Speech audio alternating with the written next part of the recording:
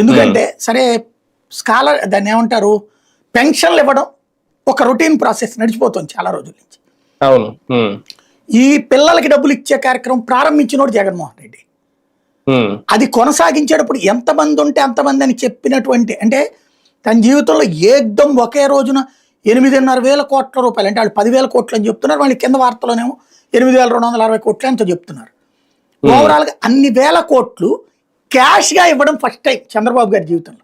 క్యాష్గా ఇవ్వడం, ఆరోగ్యశ్రీనో ఫీజు రియంబర్స్మెంటో లేకపోతే దాని పేరేంటో ఇస్తుంటారు, సీఎం రిలీఫ్ ఫండ్, అది అందరికి కాదు కదా, ఇన్ని వేల మందికి కాదు, ఇన్ని లక్షల మంది కదా ఇది.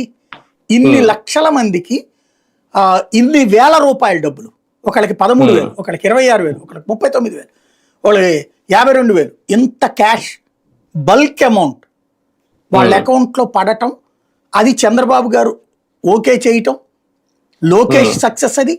ఎందుకంటే చంద్రబాబు గారు ససేమిరా అనిపించదు, అది వద్దన్నే రకమైన.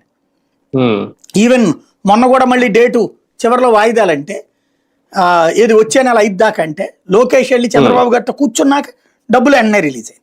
వాళ్ళ పేపర్లోనే రాశారు కదా 5వ తారీఖు దాకా అదేదో మళ్ళీ లిస్ట్ తీస్తారు, తర్వాత సచివాలయాల దగ్గర షో చేస్తారు, ఆ తర్వాత వేస్తారు అన్నటువంటిది. కానీ అకస్మాత్తుగా డబ్బులు వేసేసారు. వాస్తవంగా జగన్ ఉన్నప్పుడు ఇదో పెద్ద ఈవెంట్గా జరిపేవాడు, ప్రతిసారి డబ్బులు